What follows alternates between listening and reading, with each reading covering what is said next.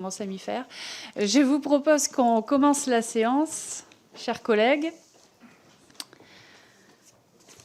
Donc, Monsieur le Président, chers collègues, tout d'abord vous dire, parce que je vois quelques inquiétudes, qu'évidemment nous ferons une interruption de séance pour le vote sur la motion de rejet sur l'approbation des comptes de la Sécurité sociale 2023, parce que évidemment c'est important pour nous toutes et tous d'aller à ce vote. Donc ne vous inquiétez pas. Donc notre commission est réunie cet après-midi pour entendre Monsieur Philippe Mauguin, qui est actuel président de l'Institut national de recherche pour l'agriculture, l'alimentation et l'environnement, en vue de son possible renouvellement dans ses fonctions à la tête de l'Institut dans le cadre de l'article 13 de la Constitution. Ça signifie donc qu'à l'issue de l'audition, il reviendra à notre commission de se prononcer sur ce projet de nomination. Je précise que M. Mauguin a déjà été reçu en audition cet après-midi par la Commission des affaires économiques du Sénat, que le dépouillement aura lieu ce soir simultanément dans les deux commissions des affaires économiques en application de l'article 13 qui dit ceci: le président de la République ne peut procéder à une nomination lorsque l'addition des votes négatifs dans chaque commission représente au moins 3/5 des suffrages exprimés au sein des deux commissions. Je rappelle par ailleurs qu'en application de l'article 29.1 de notre règlement, le rapporteur doit appartenir à un groupe d'opposition ou minoritaire et que notre commission a désigné pour le groupe Rassemblement national M. Robert Le Bourgeois sur ce projet de nomination. Monsieur Mauguin, nous vous remercions des réponses que vous avez transmises au questionnaire qui vous a été adressé par le rapporteur, et ces réponses ont également été diffusées aux membres de la commission hier matin. Alors, avant de passer la parole à notre rapporteur, je souhaiterais rappeler l'importance du rôle de l'INRAE pour l'avenir de notre agriculture, notre alimentation et notre environnement, qui est au cœur, vous le savez, des compétences de notre commission. Je voudrais aussi rappeler à quel point l'indépendance académique des chercheurs, les moyens qui leur sont alloués sont essentiels pour assurer leur excellence scientifique et l'adéquation de leurs recherches aux besoins de la société. Ceci étant dit, moi j'ai quelques petites premières questions à M. Mauguin, sans évidemment présager de grand nombre de questions qui vous seront posées par ailleurs par mes collègues. D'abord, dans quelle mesure l'INRAE participe à la lutte contre les épizooties qui touchent actuellement nos élevages? Évidemment, je pense à la FCO, la maladie hémorragique épizootique, etc. Et quels travaux de recherche conduit l'INRAE sur ce sujet? Vous savez que c'est un sujet, en tout cas, qui nous préoccupe particulièrement en ce moment même dans notre commission. Comment l'INRAE également accompagne les agriculteurs dans la réduction de l'utilisation des produits phytosanitaires et quelles solutions vous proposez? J'ai bien d'autres questions, mais je souhaite évidemment laisser la place surtout à mes collègues députés qui partagent ces préoccupations et bien d'autres. Et je leur laisserai évidemment la parole car leurs questions seront nécessaires à la fois pour éclairer notre débat parlementaire et notre vote in fine. Je vous remercie par avance donc pour vos éclaircissements. Je cède la parole à notre rapporteur, à qui vous serez aussi invité à répondre avant que nos collègues vous posent à leur tour leurs questions. Merci. Merci Madame la Présidente, Monsieur le Président Directeur Général, mes chers collègues. Comme l'a rappelé la Présidente de la Commission, nous sommes réunis pour nous prononcer sur le renouvellement de Monsieur Philippe Mauguin à la présidence de l'INRAE pour un second mandat de 4 ans. Ingénieur général des ponts, des eaux et des forêts, vous avez notamment occupé différentes fonctions en cabinet ministériel, au ministère de l'Agriculture, jusqu'à devenir le directeur de cabinet du ministre lui-même, de l'Agriculture, de l'Alimentaire et de la Forêt de 2012 à 2016. Vous avez ensuite été nommé président-directeur général de l'Institut national de la recherche agronomique, qui est devenu le 1er janvier 2020, à la suite de la fusion avec l'Institut national de recherche en sciences et technologies pour l'environnement et l'agriculture, l'IRSTEA, l'Institut national de recherche pour l'agriculture, l'alimentation et l'environnement, l'INRAE, que nous connaissons, dont vous avez pris la présidence par intérim dans un premier temps de juillet à octobre 2020, puis de plein exercice à partir du 20 octobre 2020. Je suppose, j'espère, que vous reviendrez dans quelques instants sur la façon dont cette fusion s'est déroulée depuis 2020. Je souhaiterais pour ma part que vous nous disiez si cette fusion a permis effectivement et pratiquement de mettre en œuvre des synergies et de faire des économies d'échelle. À l'heure où l'État cherche à faire des économies relativement importantes, l'INRAE est-elle en mesure de faire mieux avec moins, pour reprendre les mots du Premier ministre? Ensuite, je souhaiterais que vous abordiez lors de votre présentation la question de la concurrence internationale en matière de recherche et de développement agricole. Comme nous le voyons en ce moment dans d'autres secteurs, les investissements dans la recherche sont majeurs pour assurer la croissance de notre économie. Aujourd'hui, l'INRAE est le premier opérateur de recherche finalisé en France et en Europe, et le troisième au niveau mondial dans son secteur. Dans les réponses écrites que vous nous avez adressées, vous soulignez que les dépenses globales de R&D agricole ont fortement augmenté depuis les années 2000 en Chine, bien plus qu'en Europe et aux États-Unis. Quelle analyse en faites-vous ? Quels risques identifiez-vous à moyen et long terme pour notre souveraineté scientifique et notre souveraineté alimentaire au regard de la situation financière de l'INRAE et des investissements massifs de la Chine, mais aussi d'autres nations comme le Brésil ou l'Inde ? Vous évoquez aussi la nécessaire conciliation entre l'urgence écologique et l'urgence agricole qu'il ne convient pas d'opposer. Pourriez-vous nous dire quel regard vous portez sur les orientations stratégiques qui ont été définies au niveau européen, qu'il s'agisse du pacte vert pour l'Europe, Green Deal, ou du projet de la ferme à la table, Farm to Fork ? Quel rôle joue l'INRAE dans la déclinaison de ces grandes orientations ? Le dialogue stratégique sur l'avenir de l'agriculture, qui a remis ses conclusions le mois dernier à la présidente de la Commission européenne, recommande aussi d'accompagner les agriculteurs qui s'engagent dans la transition agroécologique. Je souhaiterais savoir quelles actions et quels moyens met en œuvre l'INRAE pour soutenir nos agriculteurs face à ces objectifs européens, souvent trop optimistes, de réduction de l'usage de produits phytosanitaires. Enfin, nous souhaiterions vous entendre sur la question très actuelle des épizooties qui touchent nos élevages depuis plusieurs mois désormais. Quel rôle joue l'INRAE pour prévenir et contenir la propagation de ces maladies inquiétantes ? Je ne serai pas beaucoup plus long afin de vous laisser nous présenter votre bilan à la tête de l'INRAE au cours de ces 4 dernières années, exposer votre projet ainsi que votre vision pour les 4 années à venir.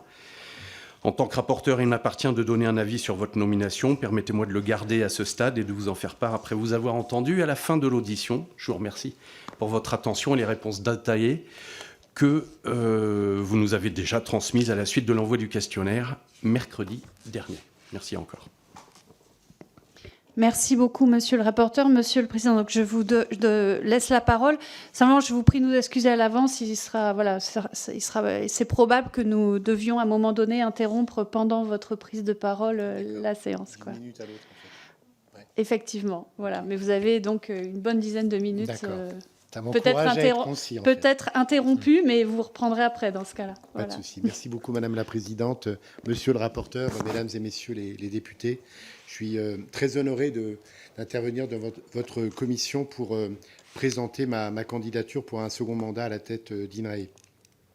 Le rapporteur et la présidente, dans leurs propos liminaires, l'ont évoqué. INRAE est un organisme de recherche important pour notre pays, à la fois sous sa valence scientifique, de contribution aux connaissances, aussi à la formation des nouvelles générations, mais aussi, bien sûr, comme acteur des solutions et des transitions pour le secteur de l'agriculture, le secteur de la forêt, le secteur de l'agroalimentaire et plus globalement sur les questions environnementales. Donc, au cours du premier mandat que j'ai exercé après avoir obtenu le soutien de votre Assemblée en 2020, premier mandat comme président d'INRAE, mais qui faisait suite évidemment à un premier mandat, ça a été rappelé, comme président de l'INRA. On avait préparé notamment le rapprochement avec IRSTEA et on avait engagé une fusion avec nos collègues de cet autre établissement que certains d'entre vous connaissent bien, IRSTEA qui faisait suite au CEMAGREF. On a conduit une fusion qui n'avait pas de précédent en France, je crois, fusion de grands organismes de recherche pour faire une maison commune INRAE. Ça a été évidemment un point important de la fin de mon mandat de président d'INRA et un point très important de ce mandat à la tête d'INRAE. Évidemment, au 1er janvier 2020, on était prêt. C'était déjà un motif de satisfaction avec une nouvelle organisation qui n'était pas une cohabitation ou une juxtaposition entre deux établissements. On avait bien veillé à hybrider les compétences dans des départements scientifiques pour favoriser les synergies, comme vous le demandez, monsieur le rapporteur. Donc c'est l'occasion dans ce bilan peut-être d'évoquer votre première question. Oui, il y a eu des synergies de développer dans beaucoup de sujets.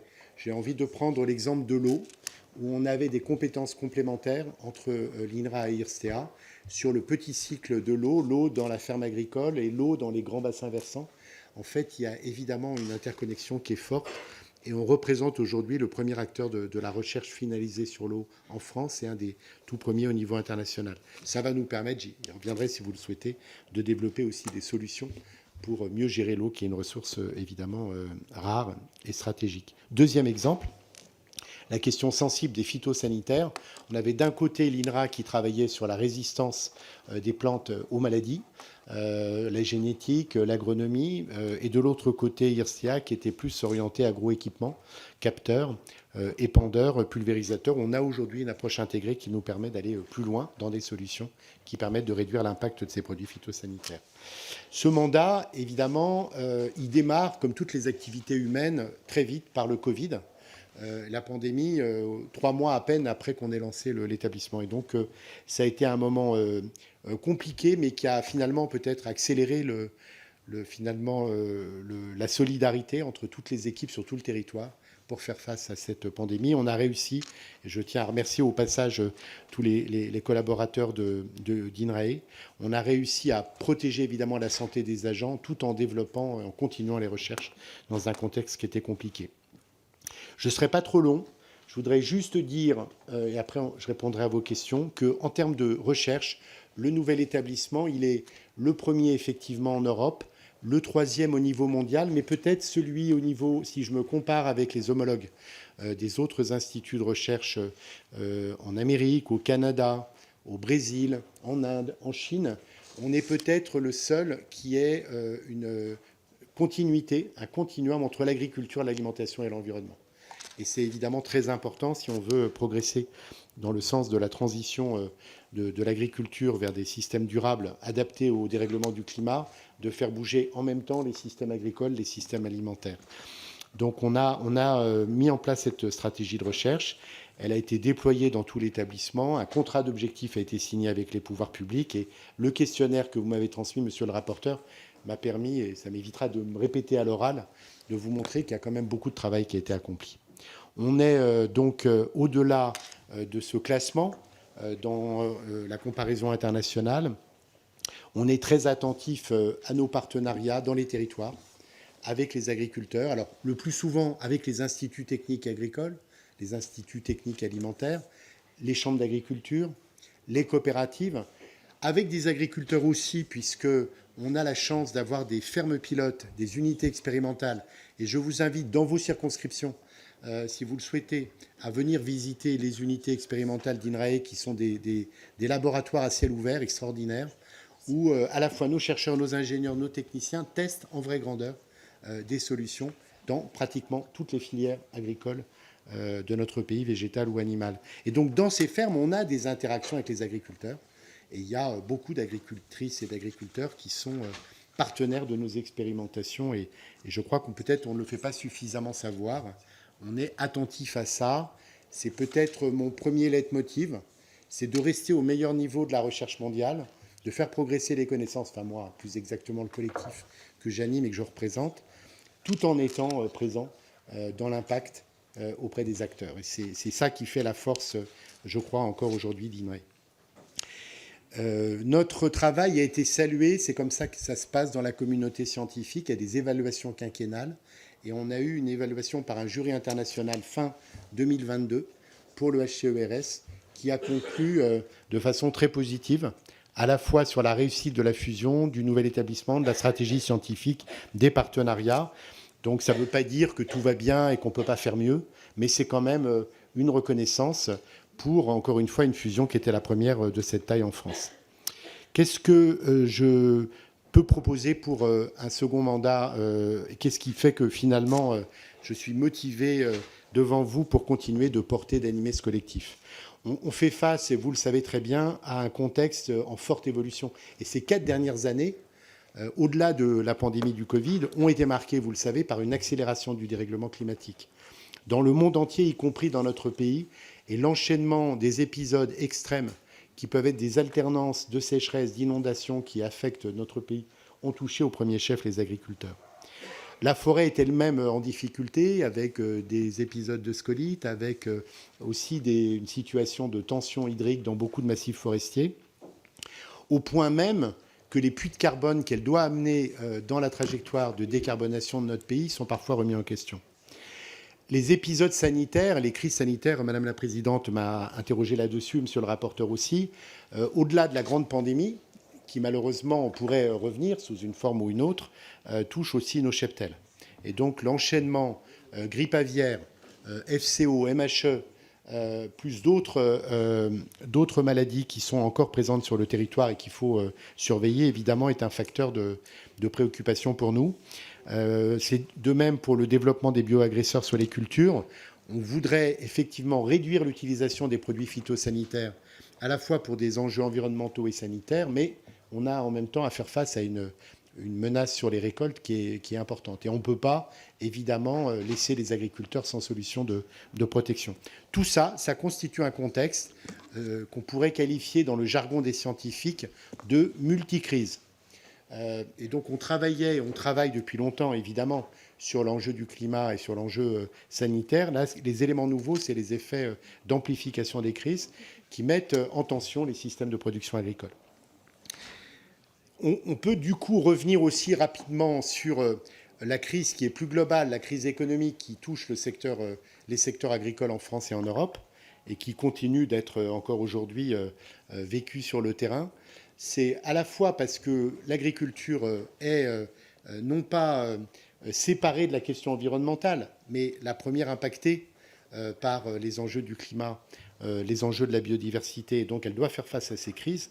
Se sont ajoutées aussi les crises géopolitiques avec la guerre en Ukraine, l'inflation du prix de l'énergie, l'inflation aussi du coût des engrais. Tout ça doit être pris en compte avec finalement une approche renouvelée. Comment faire ? Je pense qu'il faut qu'on soit à la fois très engagé sur l'ensemble des pistes de recherche, et on a la chance au sein d'INRAE d'avoir des chercheurs dans des communautés scientifiques très vastes, hein, vous l'avez évoqué rapidement.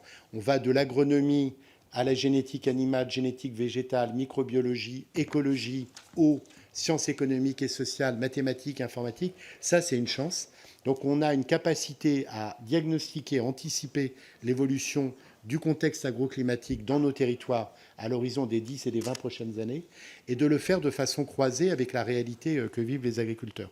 Donc un diagnostic sur le changement climatique est en cours de déploiement dans nos équipes de recherche pour ensuite co-construire avec les partenaires agricoles, les partenaires du secteur alimentaire et les collectivités locales des trajectoires de transition. On a commencé de le faire très concrètement dans un secteur comme la viticulture. On y reviendra peut-être dans les questions. Je ne dis pas que c'est facile la situation de la viticulture en ce moment. La crise économique est forte, mais du point de vue du climat, on a mis en place, avec l'Institut français de la vigne, que je tiens à saluer, des outils et les interprofessions sur le terrain, des outils qui nous permettent d'implanter des démonstrateurs territoriaux pour qu'on prépare nos bassins viticoles aux 20 prochaines années qui vont encore diablement évoluer. Donc ce type de démarche, il faut qu'on le déploie dans l'ensemble de nos secteurs et ça fait partie de mes priorités. Comme le temps est court, Madame la Présidente, je vais peut-être évoquer rapidement, quitte à y revenir dans les questions-réponses, quelques-unes des priorités qu'on veut porter. La santé animale, la santé végétale, je pense qu'on a des forces au sein d'INRAE avec des plateformes d'épidémiosurveillance qu'on partage avec l'ANSES, avec les autres acteurs de la recherche, qui nous permettent d'avoir en flux continu les remontées des bioagressions et des invasions sur le territoire. Donc ça, c'est un outil de surveillance. Ça nous permet de détecter plus rapidement les nouvelles menaces. On travaille sur les solutions. Sur les vaccins en santé animale, je pense qu'on a en France, avec les écoles vétérinaires, avec l'ANSES, avec INRAE et le CIRAD, des équipes qui peuvent être au meilleur niveau pour développer des nouvelles solutions vaccinales. Je prendrai un exemple de ce qu'on a fait récemment et qui est en cours de déploiement sur la vaccination contre la grippe aviaire. Il y a, vous le savez, un premier vaccin qui a été déployé sur tout le territoire, sur les palmipèdes, qui n'a pas été conçu par INRAE, mais que nos équipes ont contribué à valider, qui était porté par des entreprises. Mais nos équipes sont en train de préparer la nouvelle génération d'un vaccin contre la grippe aviaire qui serait très large, avec un très large spectre. C'est-à-dire la capacité de vacciner les cheptels contre un très grand nombre de variants, ce qui n'est pas le cas des vaccins actuels. Ça, si on y arrive, ce n'est pas encore gagné, mais c'est une publication qu'on vient de faire il n'y a pas longtemps avec des chercheurs du Québec, et c'est en cours de dépôt de brevet. Ça serait une première mondiale. Donc on est très très mobilisé sur ces sujets. adapter la recherche aux nouveaux enjeux, développer l'innovation. On est très attendu, je l'ai dit, dans les territoires sur les démonstrateurs. On a aussi des partenariats avec les startups qui jouent un rôle important dans le cycle de l'innovation. Et donc, on a, avec la ferme digitale, développé des programmes pour que nos doctorants, nos jeunes chercheurs puissent, quand ils le souhaitent, créer des entreprises, créer des startups. Et on accueille aussi des startups sur nos campus. C'est un point extrêmement important. Et puis ensuite, je voudrais dire qu'on a développé des partenariats avec l'enseignement supérieur, les écoles, les universités. On est en France dans un système où on a des organismes de recherche d'un côté, des écoles et des universités, et c'est extrêmement important qu'on ait un partenariat renforcé. Donc, avec ces écoles et avec ces universités, on a mis en place une forme d'équipe France de la recherche sur tous ces sujets. C'est fait dans le cadre d'une nouvelle agence. C'est une mission complémentaire qu'on a confiée à INRAE, l'agence AgriLife, que je préside et que dirige un ancien vice-président de l'université Paris-Saclay, Thierry Doré, et qui a vocation à animer et à coordonner l'ensemble de la recherche. Ça, c'est un très beau challenge, et ça va nous permettre, monsieur le rapporteur, peut-être de faire face aux défis que vous avez aussi évoqués dans vos questions préliminaires. Comment on fait face à la concurrence internationale? Si on regarde, et je terminerai mon propos liminaire peut-être par ça, si on regarde comment évoluent les investissements dans la recherche en France et dans le monde, on a une progression très forte de la Chine, qui est dans tous les domaines de recherche le premier publiant mondial, et y compris dans le domaine de l'agriculture, l'Académie des sciences, l'Académie d'agriculture chinoise et les grandes universités ont multiplié par près de 2 leur budget consacré à la recherche. Voilà, donc nous, on est encore dans les 3 premiers mondiaux au coude à coude avec nos collègues américains. Peut-être que dans 10 ans, les 5 premiers seront des organismes de recherche chinois. Donc, je ne suis pas du tout pessimiste par nature, ceux qui me connaissent le savent, mais il faut quand même le dire. Et on est dans un moment qui est particulier, parce qu'il faut faire des économies dans le pays. Vous avez raison de me poser la question. Aucun secteur ne doit échapper à l'effort, et en même temps, on le fait à un moment clé pour l'avenir de notre agriculture, pour l'avenir de la planète. On n'a jamais eu autant besoin de recherche. Donc il faut faire des économies, mais il faut bien les penser, il faut bien les peser, et il ne faut pas qu'on désinvestisse dans la recherche en ce moment. Donc c'est une forme d'élément paradoxal. Et je pourrais du coup l'illustrer par quelques éléments chiffrés. Oui, on a fusionné INRA et IRSTEA, on a fait des économies. Les économies, grâce au pouvoir public, on ne les a pas renvoyées à Bercy pour autant. On les a réinjectées dans la recherche. Et donc, on a fait plus et mieux de la recherche avec les mêmes budgets consolidés des 2 établissements quand on l'a fusionné. Et ça a permis de financer des postes complémentaires sur des sujets que j'ai évoqués. Ça a permis de remonter les dotations de base des équipes d'IRSTEA qui étaient historiquement plus faibles. Et donc, voilà, on peut faire ça. On le fait avec du sens, on le fait avec le sens de l'engagement pour le bien commun. Et je pense qu'on continuera de le faire avec cet état d'esprit. On va s'engager ce matin, j'ai présidé un conseil d'administration, et donc je suis heureux de vous annoncer qu'on a validé la stratégie de décarbonation d'INRAE à l'horizon 2050. Donc on est le premier organisme de recherche en France à s'engager dans cette démarche. On est accompagné par l'ADEME. Vous pourriez me dire, est-ce que c'est bien sérieux et crédible de parler de décarbonation à l'horizon 2050? C'est une stratégie qui va être menée étape par étape, et donc on a un plan d'action qui va se dérouler sur toutes ces années avec des points réguliers. On fera des points annuels sur l'avancement. Et ça veut dire qu'on va mobiliser à la fois nos chercheurs pour faire moins d'émissions de gaz à effet de serre dans leur pratique scientifique, nos unités expérimentales. On ne va pas arrêter l'élevage, je le dis tout de suite, puisqu'on pourrait dire ah ben, vous n'avez qu'à arrêter l'élevage, ça fera du méthane en moins. Non, ça ne fait pas partie de nos missions. On a besoin d'élevage aujourd'hui, on aura besoin d'élevage demain, mais d'un système d'élevage durable, où on va développer des modes de pâture sur des prairies permanentes qui permettent de stocker le carbone. Et donc, on va essayer d'aller le plus loin possible dans les économies de gaz à effet de serre dans nos systèmes d'élevage. Ça va peser sur le bilan carbone d'INRAE. Nos déplacements internationaux, évidemment, les coûts de l'informatique, l'énergie, les économies d'énergie. Donc, je dirais que c'est une autre façon de parler d'économie. On va faire des économies qui vont nous permettre d'améliorer l'impact environnemental de l'établissement, qui serviront, je l'espère aussi, de terrain d'expérimentation pour les agriculteurs, puisque nos fermes expérimentales qui s'engagent dans la décarbonation seront ouverte aux instituts techniques et aux chambres d'agriculture. Merci de votre attention et à votre écoute pour les questions. Merci beaucoup. Alors voilà, on fait une interruption de séance et donc on passera évidemment aux orateurs de groupe juste après, puisqu'il reste, je crois, 2 explications de vote avant le vote de la motion de rejet. Voilà.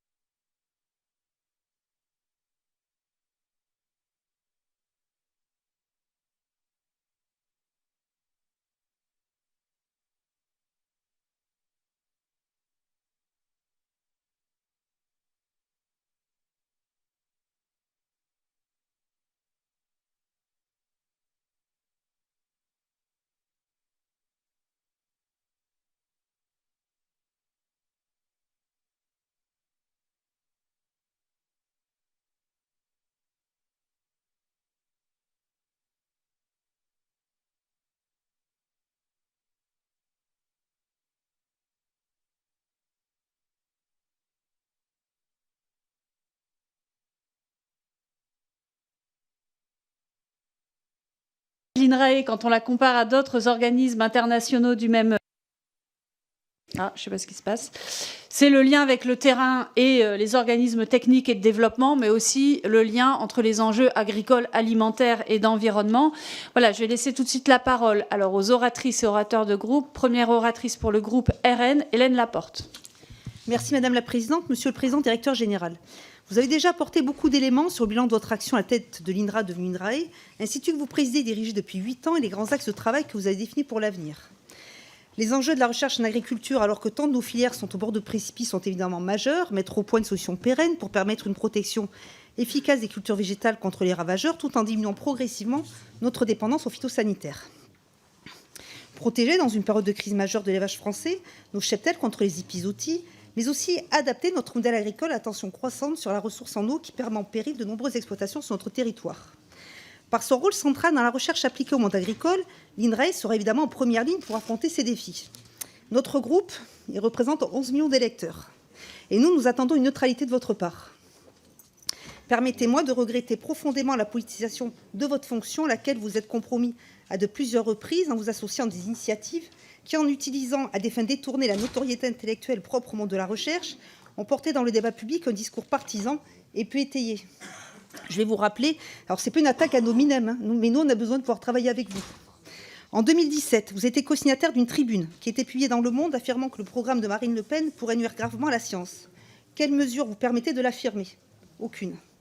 Votre procès à notre rencontre se fondait sur quelques slogans qui tenaient plus du réel argument, comme le repli national, la stigmatisation de l'Union européenne ou la rupture avec les partenaires étrangers. Le 18 avril 2022, vous attaquiez à nouveau en des termes non moins vagues à la candidature de Marine Le Pen, une fois de plus sans mentionner une seule ligne de notre programme. Vous avez affirmé ceci: sur de très nombreux sujets, les idées véhiculées par le Rassemblement national et par Madame Le Pen sont en contradiction ouverte avec les valeurs d'une société démocratique qui fonde son développement sur la science. Là encore, qu'est-ce qui vous permettait de l'affirmer?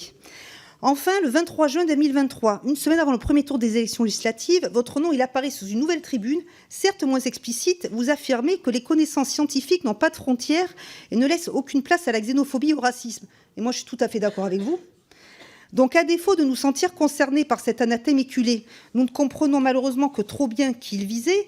Donc, j'y reviens. Monsieur Mauguin, bon, bien évidemment, je vais répéter cette évidence, qui pour moi reste sans objet. Le Rassemblement national croit profondément à la science. On est convaincu du rôle de la recherche et du développement dans le domaine agricole comme dans les autres.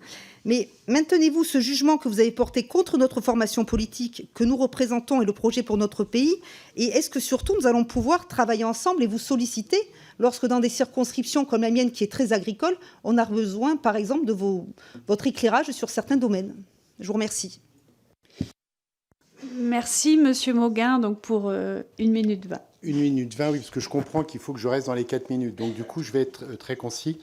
Alors, effectivement, je vous confirme que mon institut, que je représente, travaille pour l'ensemble des Françaises et des Français, au-delà même, puisqu'on est engagé dans la coopération internationale, sans parti pris partisan.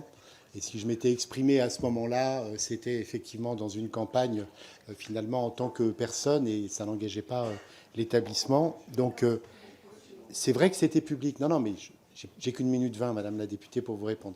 Donc, oui, on travaille pour absolument tout le monde. Et je me réjouis de ce que vous dites sur le fait que l'ensemble des partis dans cette Assemblée sont ouverts à la libre circulation des chercheurs. Et 30% de nos chercheurs recrutés chaque année sont étrangers. Ils viennent de l'Europe, ils viennent des pays tiers. C'est important qu'ils puissent continuer de le faire. C'est important que vous le souteniez. Et donc, je m'en réjouis en tant que tel. Et je me réjouis aussi que l'ensemble des partis soutiennent la recherche. Vous avez raison de le dire. On a besoin de recherche. On n'a jamais eu autant besoin de recherche.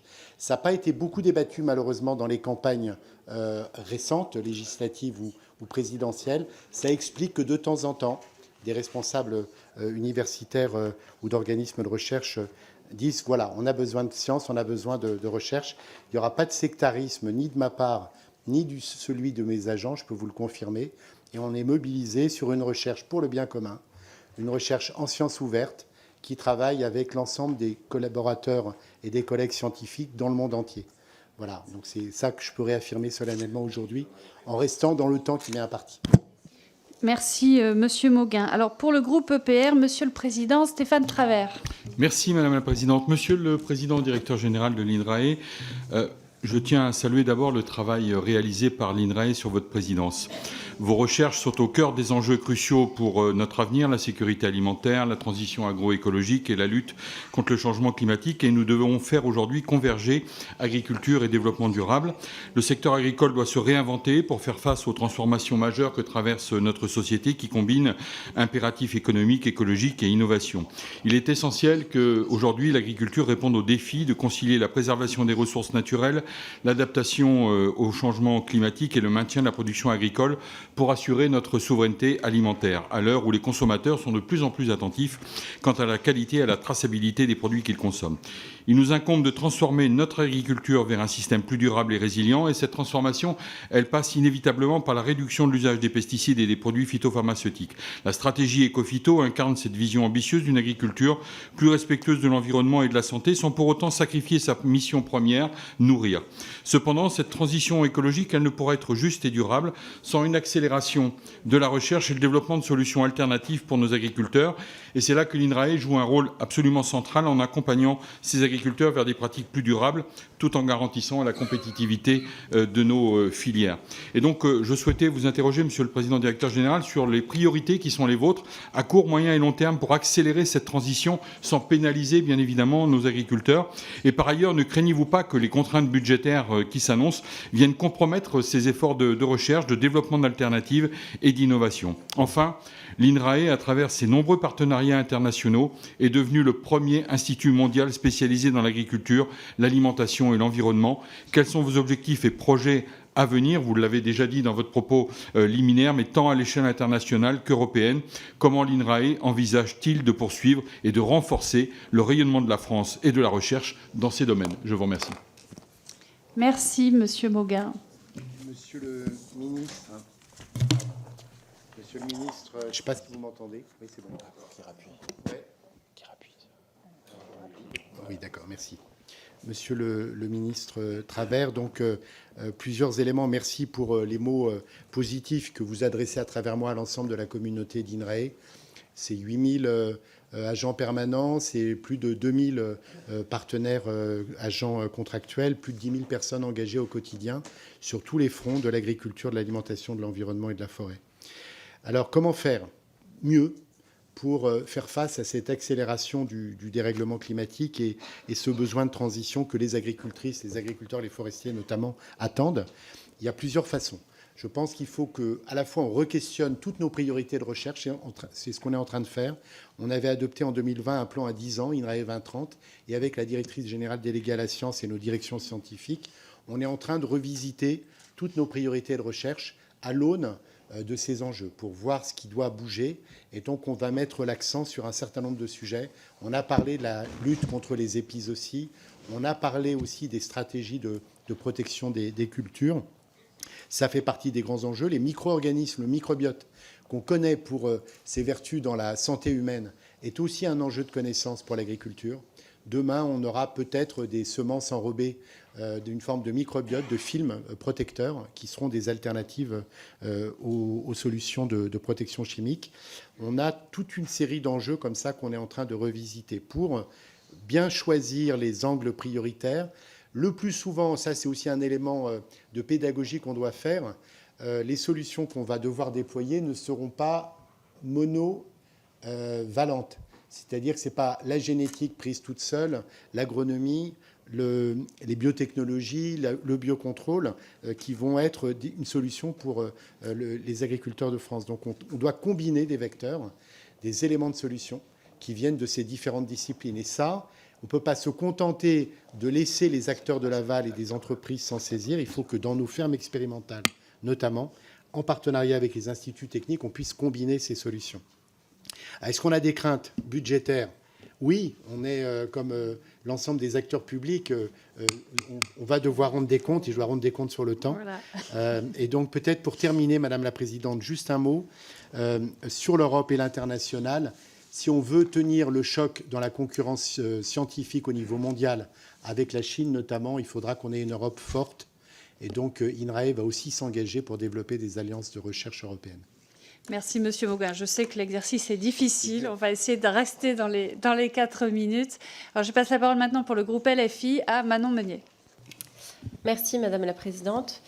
Monsieur le Président, dans l'hécatombe générale du budget Barnier 2025, l'INRAE ne perd que 16 millions d'euros pour son budget. Alors je ne dis que 16 millions en comparaison aux énormes coupes budgétaires que nous voyons dans d'autres services, mais en réalité, à l'heure où les épidémies FCO, MHE développent des variants toujours plus puissants à cause du changement climatique, laissant de plus en plus d'éleveurs dans des situations de souffrance, à l'heure où la courbe des rendements céréaliers moyens s'inverse après des décennies de progrès agronomiques parce que la biodiversité des sols ne donne plus et le climat non plus, à l'heure où les agriculteurs et les enfants sont encore bien trop souvent victimes de cancers provoqués par l'usage ou la présence de pesticides dans l'environnement, en réalité, l'INRAE ne devrait pas compter 16 millions en moins dans son budget, vous devriez compter des moyens en plus. Parce que ce sont ces instituts de recherche publics, comme l'INRAE, qui peuvent aujourd'hui contribuer à trouver des réponses à toutes ces interrogations. Alors, malgré un gouvernement qui ne met pas la transition écologique au cœur de son projet, moins 670 millions d'euros dans le budget du ministère de l'Agriculture sur la planification écologique, mais nous aurons l'occasion d'y revenir, laissant donc les agriculteurs seuls face aux conséquences du changement climatique, l'une de nos premières questions est la suivante. Garderez-vous le cap de la planification écologique au cœur des programmes de l'INRAE et comment continuerez-vous à les orienter? Car aujourd'hui, vos études en ce sens, qui rencontrent bien trop peu d'écho et de considération des pouvoirs publics d'ailleurs, sont essentielles, et notamment parce qu'elles tendent souvent à s'associer avec les agriculteurs sur les territoires, à avoir des expérimentations concrètes pour faire en sorte que vos résultats correspondent à des réalités de terrain. C'est précieux. Et c'est le cas, par exemple, de l'unité APIS du domaine de Magnereau, en Charente-Maritime, que mon camarade Benoît Biteau connaît bien. Unité qui travaille sur les abeilles, allié absolument indispensable du monde agricole. Une étude est notamment en cours de la part de cette unité pour mesurer l'impact des pratiques agricoles sur la santé des abeilles domestiques en plaine céréalière et ainsi améliorer leur préservation. Or, la direction de l'INRAE a récemment annoncé la fermeture de cette unité. Pouvez-vous nous dire si vous maintenez cette position? Car nous déplorons fortement cette annonce au moment où protection de l'agriculture et protection de la biodiversité sont si étroitement liées. Je vous remercie. Merci Monsieur Mauguin. Il vous reste 1 minute Ouais, donc 40. peut-être 1 minute 40 en 2 temps, en commençant peut-être la question sur l'unité APIS. Donc l'unité APIS, c'est une unité dont on est fier, qui a fait un très beau travail historiquement sur la recherche apicole et notamment sur le suivi de la désorientation des abeilles. Il se trouve, c'est compliqué à expliquer en 30 secondes, que depuis ces dernières années, le nombre de projets dans lesquels elle était engagée a baissé. Il y a eu des problèmes de relations humaines fortes au sein, ça arrive dans toutes les communautés, y compris celle-là. Un certain nombre de personnes qu'on avait recrutées sont parties. On n'a pas réussi à redonner une vigueur à cette unité. Donc ce qui se passe aujourd'hui, c'est qu'il y a un processus qui est engagé par le département scientifique pour accompagner les agents qui, pour certains, veulent partir, d'autres voulaient rester. Et par contre, pour entendre aussi votre message, on va augmenter les moyens consacrés à la recherche apicole. Donc tous les collègues qui veulent continuer de travailler, et ils sont nombreux, vont pouvoir le faire. Notamment à Avignon, on est en train de regrouper toutes les forces et on a des recrutements supplémentaires pour la recherche apicole, mais c'est un sujet délicat que je suis de près. Sur la question est-ce qu'on va maintenir le cap de la planification écologique dans les territoires? Moi, je crois que c'est notre devoir de le faire. Alors, on ne va pas le faire à la place ni de l'État, ni des collectivités locales, ni des acteurs. Ce que nous devons proposer, c'est des outils qui soient à la disposition des acteurs. Quels outils concrètement? Je voudrais que dans chacun des territoires de la France, de la République, on puisse avoir à disposition les outils pour avoir une projection agroclimatique qui soit adaptée au territoire et qui permette aux acteurs de savoir quel sera le climat, quelle sera la situation des sols à l'horizon des 10 et des 20 prochaines années. On a commencé de le faire avec des filières pilotes, notamment la viticulture, et on veut le développer dans toutes les filières de l'agriculture française avec le maximum d'engagement. Voilà ce que je pouvais répondre en 4 minutes 17, Madame la Présidente. Pour le groupe socialiste, Mélanie Thomas. Merci Madame la Présidente. Monsieur le Président, vous avez raison d'avoir mentionné tout à l'heure le fait que nos circonscriptions sont riches de votre présence, de la présence de l'INRAE. Je citerai par exemple dans mon département la présence de l'Institut génétique des plantes à Ploudaniel ou la station expérimentale laitière de Trévarez qui travaille à des solutions durables pour la filière laitière. Donc nous sommes particulièrement attachés à votre travail en Finistère. L'INRAE est en effet un acteur pivot de la recherche fondamentale en agronomie. Et la fusion de 2020 dont vous avez parlé fait de l'INRAE le plus gros organisme scientifique au monde dédié aux relations entre agriculture, environnement et alimentation. Vous avez très bien parlé de ce continuum. Porté par des programmes français et européens, les progrès de la recherche publique, INRAE, ANSES et Institut Technique sont la grande réussite de cette dernière décennie. Et nous devons cultiver une conscience et une science commune, une vision claire de ce que nous avons à faire pour la survie de notre humanité. Cette science doit être la matière première que doivent travailler en permanence les conseils de développement, en déclinant territorialement par filière les modalités de mise en œuvre de cette transition éclairée. Même si les orientations budgétaires du gouvernement nous disent le contraire, il est clair que les 6 prochaines années jusqu'en 2030 seront décisives pour réussir les transitions agroécologiques et alimentaires indispensables pour garantir notre souveraineté alimentaire et respecter les accords de Paris. Pourriez-vous nous préciser la stratégie que vous comptez déployer d'ici 2030 pour accompagner notre agriculture et réussir les défis démographiques et d'adaptation au changement climatique qui sont devant nous ? Envisagez-vous de rapprocher le plus possible les 12 000 collaborateurs de l'INRAE et les agriculteurs pour que la nécessaire transition agroécologique puisse advenir ?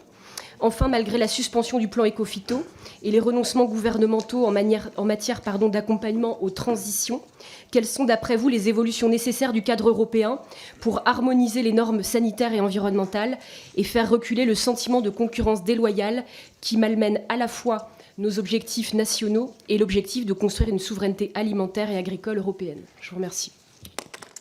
Merci beaucoup, Monsieur Mauguin. Vous avez 2 petites minutes. Merci, Madame la Présidente. Madame la députée, merci pour à la fois ce témoignage de soutien sur l'importance de finalement l'enracinement de nos unités dans les territoires.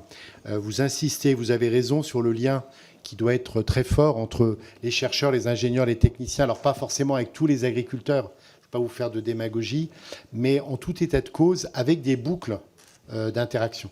Et ça, on essaye de le développer. Alors, on a des partenariats forts, vous l'avez déjà cité, avec les instituts techniques agricoles. On a des unités mixtes sur un certain nombre de sites avec les instituts techniques. Et on a des agriculteurs qui participent à un certain nombre d'expérimentations. Je pourrais en citer plusieurs, je n'ai pas le temps, mais y compris sur Ploudaniel ou sur d'autres. On a des programmes qui vont être calés par les chercheurs avec les instituts techniques et des agriculteurs pilotes qui s'engagent pour être nos partenaires. Donc, on va le renforcer effectivement. Comment faire ? Trajectoire climatique, c'est compliqué, évidemment. Il n'y aura pas une solution unique. Ce qu'on imagine, c'est de pouvoir, sur ces démonstrateurs territoriaux que j'évoquais, pouvoir tester des systèmes de production durables. Donc, en région Île-de-France, en région Hauts-de-France, sur les grandes cultures, avec Arvalis, avec les instituts techniques, on se projette à l'horizon 2040, dans les conditions climatiques, qu'est-ce qu'on fait comme rotation en termes de grandes cultures, de pommes de terre, avec toutes les questions qui sont posées. Pareil sur l'élevage quand on est dans le Massif central ou dans le Grand Ouest. Voilà, il faut qu'on se mette dans cette offre de services, j'allais dire de partenariat pour les acteurs, et on est prêt à le faire en tous les cas, vous pouvez en être certaine. Et on le fera avec les moyens que la représentation nationale votera. Et donc évidemment, je ne veux pas anticiper sur ce qui se passera, mais c'est vrai que c'est important de préserver, même dans les moments d'économie, un budget important pour la recherche publique. Merci, Monsieur Mauguin. Pour le groupe DR, Julien Dive. Merci, Madame la Présidente. Monsieur Mauguin, vous venez d'exercer la fonction de président de l'INRAE, d'un institut de recherche, et vous aspirez donc à présider à nouveau cet institut de recherche. Ce qu'on attend d'un président, c'est une vision sur la suite. Et la suite, c'est une agriculture, l'horizon 2040, qui est forcément impactée par 2 enjeux. Le premier, c'est celui de nourrir les populations nationales, européennes, mondiales, avec tout ce que cela implique comme volonté de produire déjà. Produire durablement, oui, mais volonté de produire. Et le deuxième enjeu, celui des conséquences du changement climatique localement, et avec des cultures qui doivent s'adapter, évoluer. Et dans un contexte assez particulier, puisque l'ANSES retire chaque année des AMM sur certaines solutions techniques, ce qui conduit les agriculteurs rapidement dans des situations d'impasse. Nous, au groupe Les Républicains, de la droite républicaine, nous faisons confiance à la science, à la recherche. Or, le temps de la recherche, c'est un temps long. Ce n'est pas le temps d'un tweet. Et évidemment, Moi, j'ai besoin, et nous avons besoin de connaître votre vision sur la suite de la recherche nationale, à la fois recherche au sein de l'INRAE, mais aussi les partenariats que vous êtes capable de mener avec des acteurs privés, les instituts techniques, vous en avez cité quelques-uns tout à l'heure. À quel niveau et sur quels enjeux, notamment, je pense à des régions qui ont des cultures à l'instant T qui vont forcément évoluer dans le temps et qui amènent des réponses aux premiers concernés, en réalité, de ce que nous débattons cet après-midi, les agriculteurs, qui ont besoin d'avoir des solutions clés en main pour faire le métier qui est le leur et qu'ils aiment. Donc, nous rassurer sur ce point de vue-là, et puis notamment au niveau de la question de l'amélioration variétale, de la génétique, etc. Et puis, la deuxième question que j'ai, elle est forcément contextualisée par l'effort budgétaire auquel on doit tous s'astreindre. Avec un budget d'un peu plus d'1 milliard d'euros, l'INRAE a un budget qui est composé de 75% tourné vers la masse salariale, 25% vers l'investissement. Comment vous comptez optimiser ce budget dans la situation que je viens d'évoquer ? Merci, Monsieur Mauguin.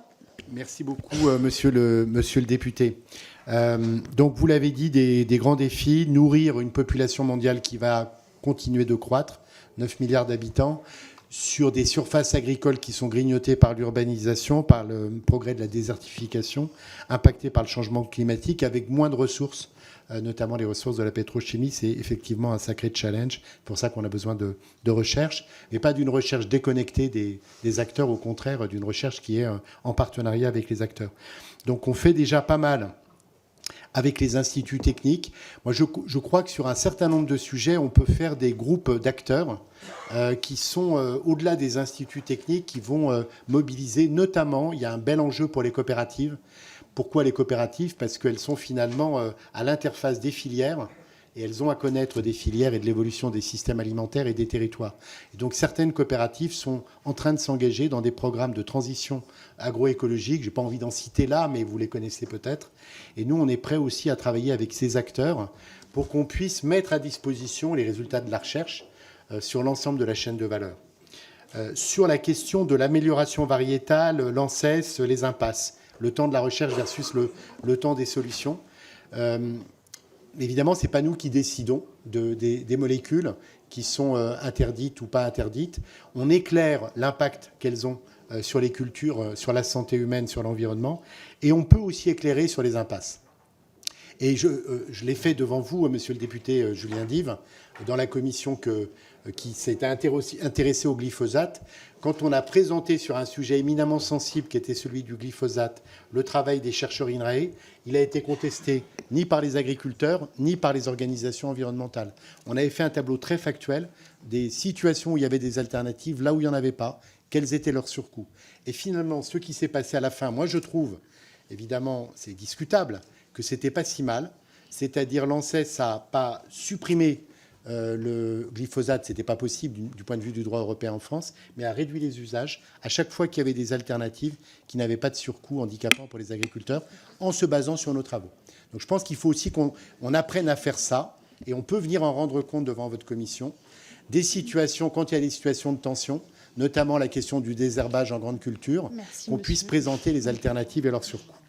Merci, Monsieur Mauguin. Alors, pour le groupe écologiste, Marie Pochon. Désolée. Merci, Madame la Présidente, Monsieur Mauguin. L'INRAE France se permet tout. Urgence à remettre cette agence sous contrôle politique. Trop dans la théorie, pas assez dans la pratique. L'INRAE est devenue une ONG où des militants ont remplacé les scientifiques. Ces expressions, elles ne sont pas de moi, mais de Damien Greffin, vice-président de la FNSEA, Laurent Wauquiez, président de groupe ou président de région, on ne sait plus, mais en tout cas fin gourmet, ou encore Jean-Baptiste Moreau, ancien député Renaissance. Si je vous les cite en introduction, ce n'est pas tant pour vous rappeler cette fameuse Saint-Valentin où l'INRAE a osé sur Twitter rappeler l'importance du moins mais mieux de viande et de la végétalisation des assiettes. Je les cite parce qu'elles disent moins du débat scientifique sur les transitions agricoles et agronomiques qu'il nous faut conduire que de l'état du débat public et politique sur celui-ci. Elles disent moins des travaux d'immense qualité et d'immense importance que mènent vos équipes, et je les en remercie, que de l'incurie d'une classe politique et dirigeante méprisante pour la science dès lors que celle-ci affecte une posture électoraliste. Elles disent, Monsieur Mauguin, qu'il vous faudra être vigilant dans ce nouveau mandat qui va peut-être s'ouvrir pour vous à l'indépendance de votre agence, aux apports scientifiques que vous apportez à la décision politique, au rôle de contre-pouvoir de la science. Un contre-pouvoir et une indépendance nécessaires face à de puissances puissante force d'intérêt qui préfère nier la science, des fondamentaux économiques et même la santé humaine pour promouvoir l'importation et la dépendance aux phytosanitaires, le recours à la technique comme solution magique à l'effondrement du vivant et au changement climatique. Vous le dites, vous le démontrez, vous l'expérimentez sur le terrain, vous le prouvez. Il est possible d'atteindre le zéro pesticide, d'atteindre ainsi la souveraineté alimentaire et de baisser les émissions de gaz à effet de serre du secteur. Cela nécessitera des politiques publiques cohérentes et articulées, une transformation de la PAC et un soutien à la transition. Tout le contraire des orientations budgétaires de ce gouvernement, mais passons. Ce contre-pouvoir, il est nécessaire pour l'avenir de l'élevage, pour celui de nos forêts, de la préservation du cycle de l'eau, mais pas que. Aussi, Monsieur Mauguin, je me permets de vous poser cette première question. Pourquoi votre institut n'a-t-il pas réagi publiquement au changement d'indicateurs éco-phyto, alors même que les scientifiques de l'INRAE ont historiquement participé à la co-construction de l'indicateur NODU? Monsieur Mauguin, et parce que nous devrons nous prononcer sur votre nomination à la fin de cette commission, qu'avez-vous à répondre à ceux qui réclament l'urgence à remettre cette agence sous contrôle politique? Et que mettrez-vous en place pour absolument ne jamais y donner suite? Je vous remercie. Bravo. Merci, Monsieur Mauguin. Madame la députée, beaucoup de choses, vous avez évoqué beaucoup de sujets. Il me reste 1 minute 30 pour répondre. Ce que j'ai envie de dire, c'est qu'à la fois, on a besoin de la recherche et de l'innovation pour trouver des solutions, mais vous avez raison, on a besoin de politique publique également. Et les agriculteurs le savent. Et donc, si on veut que la transition se fasse, effectivement, il faudra qu'il y ait des soutiens et probablement une évolution de la PAC. Le dialogue stratégique qui a été conduit, que Monsieur le rapporteur avait évoqué rapidement tout à l'heure dans son introduction, qui pour la première fois réunit toutes les parties prenantes, à la fois les agriculteurs, les ONG, et a une vision commune de la transition, je trouve que c'est un bon signal. Donc il faudra des politiques publiques, sinon ça ne bougera pas. Sur l'indépendance, alors l'indépendance d'INRAE, elle est encadrée par la loi. Donc c'est un établissement public à caractère scientifique qui est sous la tutelle du ministère de la Recherche et du ministère de l'Agriculture, qui rend des comptes, comme aujourd'hui, au Parlement. Moi, ça me va bien, parce que je considère qu'on n'est pas non plus une autorité indépendante et qu'on doit rendre des comptes devant le Parlement, et aussi on doit rendre des comptes aux tutelles avec lesquelles on travaille. Mais effectivement, il faut qu'on soit muni à la fois beaucoup de motivation, mais comprenez qu'on n'en manque pas, et puis qu'on ait des repères. Le repère, c'est le bien commun. C'est ça qui anime, je crois, à pouvoir parler en leur nom, les 10 000 personnes qui font notre communauté. C'est le sens du bien commun, c'est pas partisan, c'est pas pour ou contre tel secteur économique. On essaye de dire des choses justes qui sont basées sur la science et pour essayer de trouver des solutions. C'est pas juste, certainement pas pour donner des leçons, critiquer ou condamner, mais pour trouver des solutions. Donc je serai attentif à ça. Je vous le rassure, et j'ai pu le dire déjà au Sénat. La liberté académique des chercheurs et des enseignants-chercheurs en France, elle est garantie par la Constitution et le Code de la recherche. Donc en tant que président d'INRAE, évidemment, je suis attentif à ce qu'elle soit bel et bien défendue, protégée. Merci. Mais pour autant, on travaille avec les acteurs. Donc je trouve qu'il faut qu'on trouve cet équilibre. Et comme vous l'avez dit, ça chauffe des fois sur nos sujets. Donc il faut qu'on reste aussi zen que possible pour être utile. Merci pour votre zen. Et donc, pour le groupe des démocrates, Pascal Lecamp. Merci, Madame la Présidente. Monsieur le Président directeur général de l'INRAE, tout d'abord, merci, chers collègues. Tout d'abord, merci pour la revue, l'exposé exhaustif de vos domaines d'intervention et de la gestion de votre institut, de la gestion impartiale de votre institut, comme vous l'avez précisé.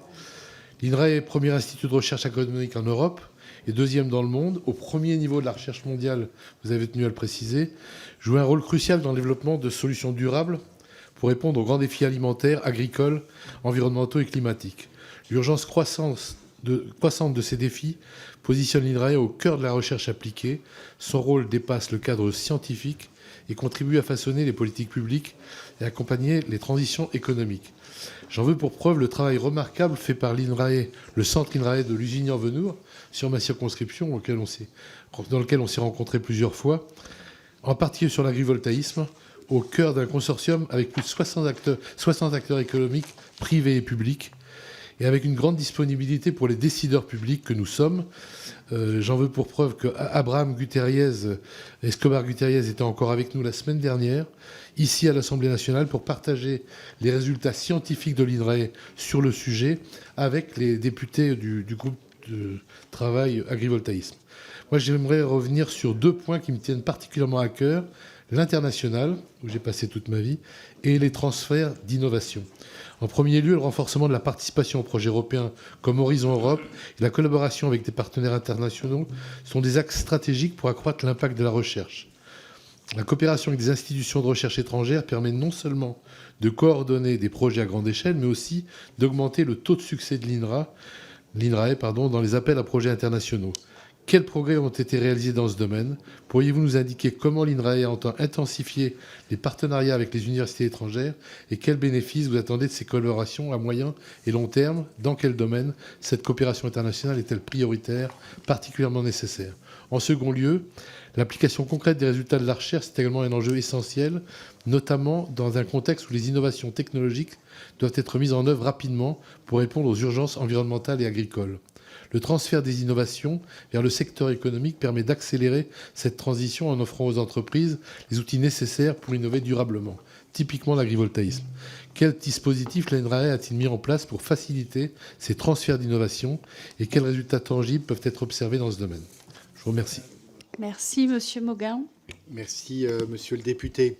Sur l'international, on a effectivement un enjeu.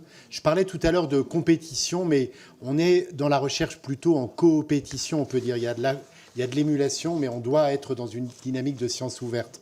Et surtout, alors comment on fait concrètement? On essaye sur les sujets qui sont les plus pré-compétitifs, les sujets de bien commun comme le changement climatique, les grandes pandémies, d'avoir une coopération mondiale avec l'ensemble des pays et l'ensemble des acteurs. Un exemple concret, le programme Présode, que nous avons lancé en 2021, réunit aujourd'hui près de 250 organismes de recherche dans le monde entier, dans tous les continents, pour mettre en place une stratégie mondiale de lutte contre les pandémies, pour prévenir au maximum les futures pandémies. Il n'y avait pas d'organisation mondiale de la recherche. C'est nous, INRAE, avec le CIRAD, l'IRD, l'appui des pouvoirs publics français puis européens, qui avons constitué cette grande initiative. Deuxième exemple, le stockage de carbone dans les sols, pour essayer de ralentir l'accélération du dérèglement climatique. Depuis la COP 21, on a, pour certains d'entre vous, vous le connaissez, lancé l'initiative 4 pour 1000. C'est aujourd'hui une initiative de recherche mondiale qui a été, le ministre Travers s'en souvient, oui, puisqu'il l'avait soutenue. Et donc, on a aujourd'hui une organisation mondiale de la recherche sur la séquestration de carbone dans les sols. Troisième exemple, la protection des forêts. Les forêts, notamment les forêts tropicales, sont en grand danger. C'est pourtant des puits de carbone. On a lancé une initiative, les forêts en France aussi, on a lancé une initiative avec l'Afrique pour protéger les bassins forestiers. Et demain, on prépare une nouvelle initiative sur l'eau avec nos collègues du CNES. On va mobiliser les avancées des nouveaux satellites de télédétection, notamment Trishna, avec l'Inde, pour avoir une capacité de résolution à l'échelle de la parcelle agricole. Ça veut dire que dans quelques années, on pourra suivre, piloter le niveau d'hygrométrie, en tous les cas prévenir les épisodes de sécheresse beaucoup plus vite dans l'agriculture en France et dans le monde. C'est ça aussi Merci. notre engagement pour la coopération internationale. Je suis obligée de... Voilà, désolée, c'est passionnant, mais il faut qu'on arrive à tenir dans ces 4 minutes si possible. Donc pour le groupe Horizon, Thierry Benoît. Merci, Madame la Présidente. Monsieur le Président, moi je dis ma confiance dans l'INRAE, comme d'ailleurs dans l'ANSES. Vous achevez votre 2e mandat et vous avez, de par votre parcours et à la tête donc de ces 2 mandats, démontré vos capacités à poursuivre, je le dis, de là où je suis, par mon expérience de parlementaire. Vous animez un bel outil, un bel établissement public, national, d'envergure internationale, et je pense que c'est quelque chose à saluer. Je voudrais souligner 1 ou 2 sujets. Comment, par la recherche, est-ce que, par la recherche, on peut mettre un terme à la querelle entre les filières animales et les filières végétales, en France, mais aussi dans le monde? On voit bien qu'il y a une compétition du végétal envers le règne animal. Ça, c'est quelque chose qui me préoccupe au plus haut point parce que je suis député d'une région où l'élevage revêt d'une importance particulière. Moi, je crois encore beaucoup dans l'élevage, y compris pour être un levier pour favoriser une économie décarbonée. Je m'explique. en Bretagne, puisque je suis un député breton. Le pâturage, c'est un filtre à eau, c'est aussi un piège à carbone. Et si on veut du pâturage, il faut des bovins ou il faut des petits ruminants. Moi, j'aimerais que la recherche puisse aider la polyculture élevage pour favoriser les pièges à carbone, favoriser les filtres à eau que sont les prairies. Voilà un premier sujet, un premier point. Deuxième point, lorsque le ministre Travers était en exercice, il a été mis dans le corner par le président de la République qui s'est réveillé un matin ou qui s'est couché un soir en décrétant que le glyphosate, en 2021, ce serait terminé. On voit que c'était une erreur, pour ne pas dire une bêtise. Comment un organisme de recherche comme le vôtre peut mettre un terme à ce type de déclaration politique et polémique? Et enfin, dernier point pour vous laisser du temps, comment renforcer à l'échelle de l'Union européenne la coopération de façon à ce que vous soyez les meilleurs têtes de pont à l'échelle mondiale? Merci. Merci, Monsieur Mauguin, pour 1 minute 30. Merci, Monsieur le député, pour votre témoignage et vos propos. L'équilibre, merci aussi de la question sur le... Pardon. Merci, Monsieur le député, pour à la fois vos propos, mais aussi pour votre question qui est centrale. C'est vrai que je ne l'avais pas abordée en premier abord, mais la question de l'équilibre entre les filières animales et les filières végétales. On sait que notre agriculture, qui était quand même riche de sa polyculture élevage, c'est progressivement, comme les autres agricultures du monde, essentiellement spécialisée. Ce n'est pas vrai dans toutes les régions, mais quand même, pour des raisons qu'on connaît, qui étaient... recherche d'une efficience économique, une forme de spécialisation. Mais je partage complètement votre diagnostic. On ne pourra pas réussir la transition vers les systèmes durables d'agriculture, et notamment, y compris pour les filières végétales, si on n'a pas une capacité à recoupler. Alors, ça peut être à l'échelle de l'exploitation, ça peut être à l'échelle du paysage, ça peut être à l'échelle du territoire, des filières végétales et animales, parce que demain, les engrais, si on ne veut plus être dépendant d'engrais qui coûtent cher et qui sont importés de loin, avec parfois des régimes politiques qui peuvent faire des embargos sur ces engrais, il faut qu'on trouve des solutions alternatives. Donc on travaille là-dessus, sur des systèmes d'élevage durable à l'herbe. Comme vous l'avez très bien dit, je ne peux que vous répéter, c'est des pièges à carbone. Donc on travaille sur, y compris à Lusignan chez votre collègue, Monsieur Lecamp, sur de la sélection de graminées qui vont être testées pour résister au climat de 2030 et 2040. On ne fait pas que de la sélection sur le blé, on en fait évidemment, pour faire face aux défis du climat, mais aussi sur les prairies permanentes, parce qu'on croit dans ce patrimoine que sont les prairies permanentes pour l'agriculture française. Après, sur le glyphosate, j'avais un peu répondu déjà, il me semble, en disant qu'on ne prend pas part, enfin on n'est pas des acteurs politiques, mais on montre des données, on communique des données. Ce qu'on a montré, c'est que dans pas mal de filières, il y avait des alternatives. Et à chaque fois qu'il y avait des alternatives, c'était logique que l'ANSES réduise la portée de ces AMM. Et là où il y avait des impasses, c'était assez logique qu'on puisse avoir encore des utilisations. C'est difficile, Madame la Présidente, parce que vos députés posent des questions redoutables. Passionnantes et redoutables. Bon. Et c'est difficile, je sais aussi, pour un scientifique, parfois, de s'arrêter alors qu'il veut aller au bout de sa démonstration. Bon, alors pour le groupe Lyot, Monsieur Christophe Nejlen. Merci Madame la Présidente, Monsieur le rapporteur. Monsieur le Président, nos agriculteurs ils font face à une multitude d'obstacles dans leur travail, que ce soit les complexités administratives, la rémunération insuffisante, les événements climatiques extrêmes ou encore la diminution des rendements. La recherche ne sera pas la réponse à tous les maux de l'agriculture, mais elle permettra, si on s'en donne les moyens, de relever un certain nombre de défis. Et à ce titre, l'INRAE joue un rôle essentiel. 2 points.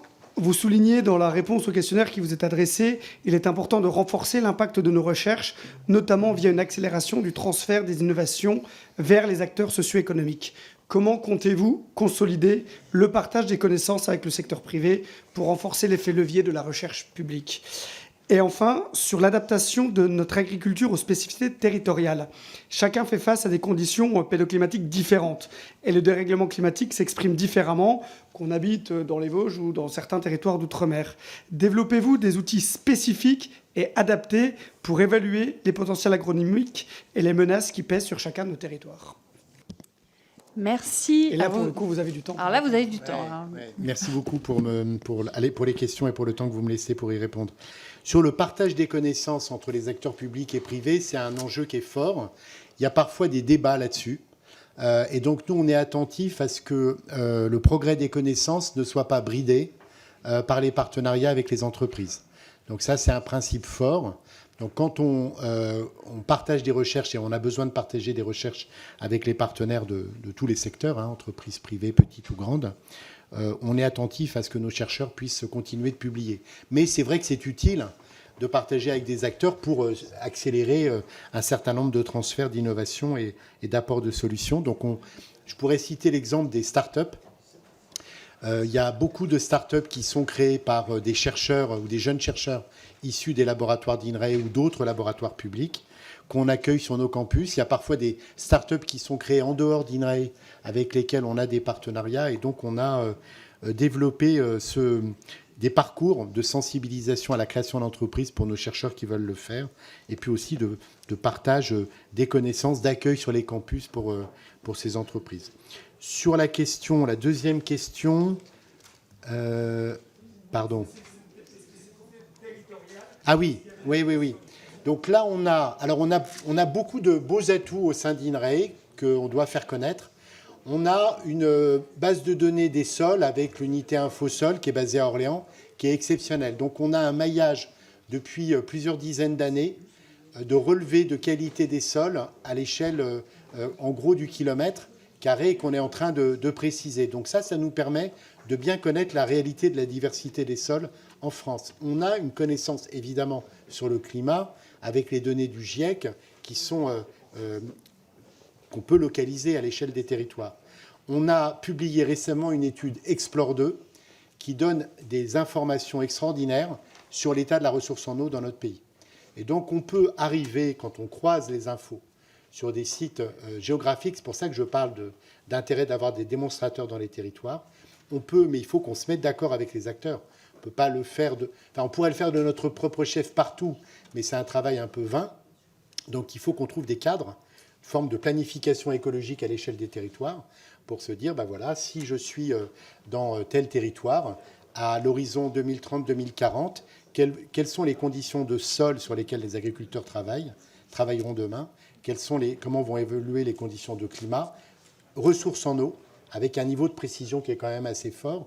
Et ça peut donner un cadre pour ensuite discuter avec les acteurs. On ne va pas leur imposer des scénarios de transition, mais pour montrer que dans un certain nombre de cas, il va falloir bouger. Les systèmes de production actuels ne sont pas tenables à l'horizon 2040 dans beaucoup de régions. Et donc, plutôt que de le dire de façon descendante, c'est beaucoup plus efficace de mettre à disposition des acteurs ces outils pour que ça ouvre le débat. Quand on l'a fait avec la filière viticole, ça a été un très bel exercice, parce que c'est les vignerons qui ont, à partir de ces données de simulation, ont pu se dire, qu'est-ce que je vais changer dans mon vignoble si je veux continuer de produire du vin en 2040. Voilà, donc c'est ça qu'on met aussi à disposition des acteurs. Et merci encore de cette question.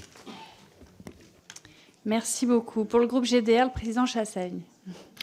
Oui, Monsieur Mauguin, je tiens à souligner à nouveau l'importance que nous accordons à l'INRAE dans notre vision des transformations nécessaires pour répondre demain aux grands défis alimentaires et environnementaux. Et je le fais malgré les propos tenus par quelques obscurantistes de tous bords. L'agriculture est soumise à des risques croissants, crise climatique, crise sanitaire, environnementale, risques géopolitiques aussi, pression économique et financière en lien avec la libéralisation des marchés agricoles et à l'accroissement des échanges internationaux. Le premier défi pour l'INRAE porte sur la capacité de notre pays à ne pas être relégué dans la compétition internationale en matière de recherche et plus particulièrement en matière de transformation sociale et agroécologique. Vous avez à ce titre rappelé dans votre présentation écrite le manque d'attractivité de la recherche publique française et de l'INRAE en particulier, compte tenu, je vous cite, d'un salaire annuel brut moyen à seulement 63% du salaire moyen européen et des pays de l'OCDE. D'où ma première question. Les engagements du prochain projet de loi de finances pour 2025 vous paraissent-ils à la hauteur avec des autorisations d'engagement de crédit en forte baisse? Sont-ils à même simplement de couvrir l'entièreté des augmentations salariales indispensables, la progression des dépenses de fonctionnement et d'investissement des laboratoires, des infrastructures, des fermes, des remarquables installations expérimentales, en prenant notamment en compte les fortes augmentations des budgets d'entretien et d'énergie? Deuxième question. Envisagez-vous un grand plan de titularisation pour conduire l'indispensable déprécarisation de tant de salariés et agents actuellement employés au sein de l'Institut, que ce soit sur des postes permanents de chercheurs, des postes administratifs ou de techniciens? Troisième question. L'INRAE voit son activité parasitée par un développement exorbitant de l'activité de gestion administrative, avec la recherche permanente de crédits extérieurs, publics pour l'essentiel, mais non pérennes, ne permettant pas aux laboratoires de se consacrer essentiellement à la recherche scientifique et non plus à la recherche de crédit. Comment jugez-vous cet extraordinaire gaspillage de temps et de moyens perdus pour la rédaction, l'évaluation et le suivi de l'exécution des contrats de recherche? Merci beaucoup, Monsieur Mauguin. Merci, monsieur le député Chassaigne. Donc, manque d'attractivité, c'est vrai que j'ai copublié un rapport à l'époque à la demande du Premier ministre Édouard Philippe sur l'état de la recherche française avec le président du CHU de l'université plutôt de Toulouse, de Bordeaux, je suis fatigué, monsieur Tunon de Lara, qui permettait de faire une comparaison entre le niveau de rémunération des chercheurs en France et dans le monde. Et donc la moyenne française est à 30% en dessous de la moyenne OCDE. Ça, c'était en 2020. Ça a justifié un projet de loi, enfin c'est une des mesures qui a été prise dans le projet de loi de programmation de la recherche, qui a prévu une trajectoire d'augmentation des rémunérations. Jusque-là, elle a été tenue. Donc je forme le vœu, mais je n'ai pas les données encore du prochain projet de loi de finances. Je forme le vœu que cette trajectoire continue pour qu'on puisse, pas à pas, ça va pas, peut-être ça pourrait aller plus vite, mais ça a le mérite de progresser, revaloriser l'ensemble des carrières de chercheurs, d'enseignants-chercheurs. Sur la question de la déprécarisation, ça dépend des moyens qu'on aura, évidemment, dans le budget. Ce qu'on peut dire, c'est qu'on a, dans la période récente, augmenté le nombre de postes ouverts au concours. Et donc, ces postes ouverts au concours, c'était une des priorités de l'établissement dans le contrat d'objectif. Évidemment, ils peuvent bénéficier aux contractuels qui veulent les passer. Et puis, la troisième question, pardon. Ah oui, le temps passé, oui, la complexité. Le temps passe vite, ouais. parce qu'il reste Le pas temps beaucoup. passe vite, il me reste 0 seconde. Pour dire que sur la simplification, il y a encore, on a fait pas mal de boulot, mais il y a encore beaucoup de travail à faire. C'est vrai que les chercheurs, quand je suis arrivé en 2010-2015, après ces années-là, avaient un taux de succès dans les appels d'offres de l'ANR qui était tombé à 15-20%. Et donc, il fallait, dans certains cas, présenter 5 projets ou 6 projets pour en avoir un. On a remonté ce taux, il faut le reconnaître, et c'est grâce à la loi de programmation de la recherche, puisque le taux de succès à l'ANR est passé à 30%. Il ne faut pas que ça arrive à 100%, ça n'aurait pas de sens. Mais voilà, on voit que c'est un enjeu de ne pas passer trop de temps dans les papiers, Madame la Présidente. Désolée. Alors, pour le groupe UDR, Charles Aloncle. Merci Madame la Présidente, Monsieur le Président. Merci d'abord pour votre présentation. J'avais déjà eu l'occasion de vous écouter, vous en souvenez peut-être, il y a quelques jours. C'était à l'occasion d'un dîner-débat sur l'enjeu de la guerre en Ukraine pour notre agriculture. C'était très intéressant. Alors Monsieur le Président, moi, je vais rejoindre un peu les propos de ma collègue du Rassemblement national. Il semble que vous aimez quand même beaucoup la politique, et même peut-être, c'est malheureux, mais un peu trop. Comme vous l'a rappelé ma collègue, vous aviez appelé publiquement à voter contre Marine Le Pen à plusieurs reprises, en 2017 et en 2022, alors que vous étiez déjà en fonction. Mais à nouveau, ce soir, comme la dernière fois, je vais simplement vouloir vous juger sur vos propos, vos propositions et vos actes. J'ai donc lu avec beaucoup d'attention l'ensemble des réponses écrites que vous nous avez adressées, qu'on a pu recevoir hier. Je les ai toutes lues et je dois vous dire qu'elles m'ont quand même quelque peu interpellé, notamment vos objectifs et vos priorités stratégiques à venir. Vous avez une pensée pour la biodiversité, vous avez une pensée pour le bien-être animal, vous avez beaucoup de pensées pour la RSE, c'est très bien, mais tout juste trouve-t-on une maigre pensée pour la rémunération indigente de nos agriculteurs. À aucun moment, finalement, j'ai l'impression de vous parler vraiment aussi de productivité. La croissance de nos rendements agricoles est pourtant l'une des conditions élémentaires pour nos agriculteurs. Un rapport du Sénat en 2017, donc il n'y a pas si longtemps, intitulé « 5 plans pour reconstruire la souveraineté économique », mentionnait déjà à l'époque le risque de décroissance de la production agricole française, et ça, vous le savez, à cause d'un plafonnement des rendements. Le résultat aujourd'hui, c'est que notre souveraineté alimentaire, vous en conviendrez, a du plomb dans l'aile. Notre excédent commercial a fondu, il est passé de 11,9 milliards d'euros à 5,3 milliards en l'espace de 12 ans. Notre collègue Franck Alizio alertait aussi cet été dans un rapport d'information de l'ampleur du défi compétitivité-prix de notre agriculture. Monsieur le Président, la montée en gamme que vous proposez, de mon point de vue, semble quelque peu inadaptée au défi démographique qui nous attend. Et vous savez que cela est d'autant plus vrai que la concurrence fait rage avec l'ensemble des pays de l'Europe de l'Est. Notre dépendance ne cesse donc de s'accroître. Nous importons désormais près de 28% de notre consommation de légumes et 71% de notre consommation de fruits. Dans ma circonscription, j'en profite pour faire une petite incise, entre Montpellier et la Petite Camargue, les maraîchers et les arboriculteurs ne me demandent qu'une chose, pas forcément de faire du bio d'ailleurs.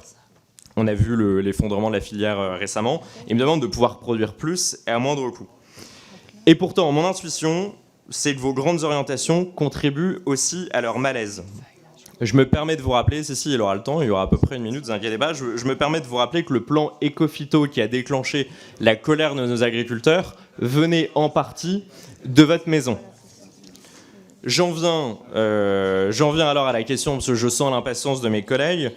Si vous êtes renouvelé à la tête de votre mandat, est-ce que vous ferez de la productivité de notre agriculture une de vos priorités majeures? Je pense très sincèrement, et nous sommes nombreux, qu'il en va de la rémunération et de la dignité de nos agriculteurs. Ils attendent de votre part des orientations pragmatiques et non pas des consignes de vote. Merci à vous. Merci, vous reste 20 secondes, j'en suis désolée. 20 secondes, c'est beaucoup pour dire que l'INRAE est engagé pour l'avenir de l'agriculture, sans démagogie, sans propos d'estrade, et on va continuer de le faire. Merci. Donc, je vous propose maintenant de procéder aux questions individuelles. Donc, tout d'abord pour le groupe EPR. Donc, Nicole Lepay, pardon, c'est les questions individuelles. Nicole Lepay. Merci Madame la Présidente, Monsieur le Président. Donc, je tiens à souligner l'importance cruciale des recherches que vous avez, vous et vos équipes, que vous menez dans un contexte où l'agriculture mondiale se trouve à la croisée des chemins. Entre le changement climatique, la pression démographique et la transition vers des pratiques agricoles durables, les défis sont immenses, c'est ce qu'elle nous expliquait Madame Masson-Delmotte encore hier soir. Il s'agit de concilier l'écologie et les besoins alimentaires tout en réduisant l'usage des ressources fossiles et en augmentant le stockage de carbone. L'un des principaux points de tension reste l'utilisation des produits phytosanitaires, notamment le glyphosate, encore indispensable pour certains, malgré ses impacts environnementaux et sanitaires. Des solutions concrètes et accessibles à toutes les exploitations sont attendues et les agriculteurs vous font confiance. Ma question est donc la suivante. Où en sont aujourd'hui les recherches menées par l'INRA sur les alternatives au glyphosate et plus largement, pensez-vous qu'une transition complète et réaliste vers des pratiques culturales sans recours à une molécule soit envisageable à court et à moyen terme? Merci, chers collègues. Valérie Rossi. Merci Madame la Présidente. Monsieur le Président, avec l'élevage, la production fruitière est l'une des activités économiques prédominantes de mon département, les Hautes-Alpes. Pommes et poires font la richesse du terroir avec plus de 1000 hectares de vergers.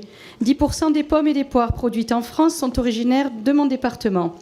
Un arboriculteur m'a adressé samedi les photos de l'une des dernières récoltes de poires Martin Sec et Passe-Crassane du département. C'est à pleurer. Le feu bactérien, maladie bactérienne des arbres fruitiers à pépins depuis 2008, a anéanti petit à petit le verger de ces variétés. Maintenant, même les nouvelles variétés sont affectées. Sans réelle solution, on arrache les vieux vergers et l'on coupe même les arbres dans les nouveaux vergers avec nouvelles variétés. Monsieur le Président, pouvez-vous nous tenir informés des études que vous menez au sein de l'INRAE afin de lutter contre cette maladie, le feu bactérien? Je vous remercie. Merci, chers collègues. Jean-Pierre Vigier.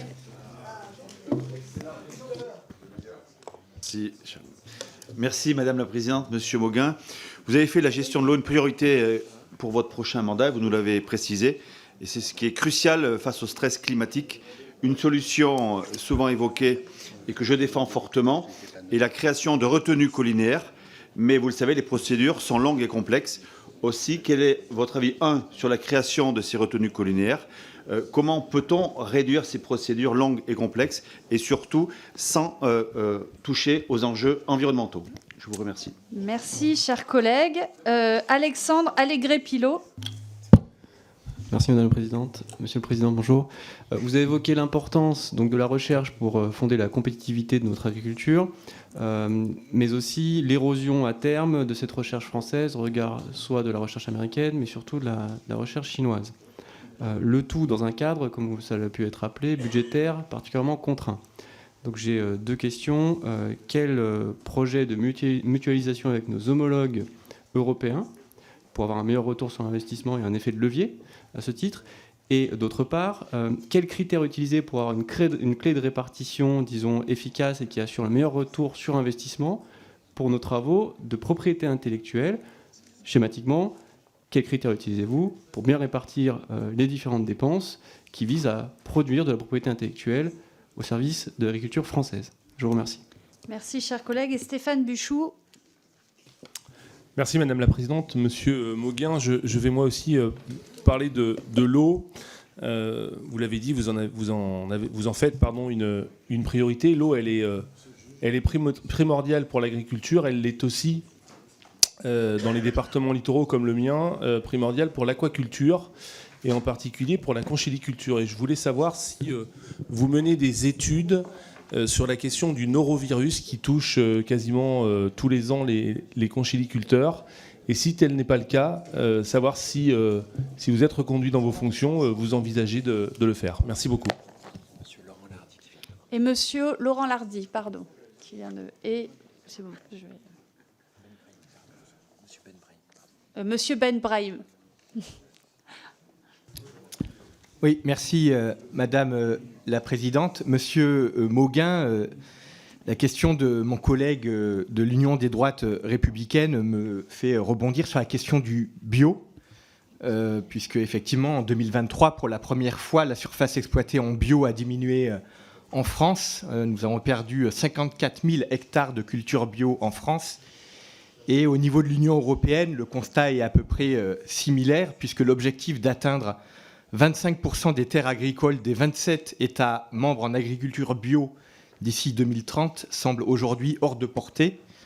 En France, seulement 10% des surfaces agricoles sont aujourd'hui bio. Ma question est la suivante. Quels sont les travaux menés par l'INRAE qui permettraient de soutenir la filière bio et pour atteindre des taux de couverture plus importants? Merci. Monsieur Benoît Biteau.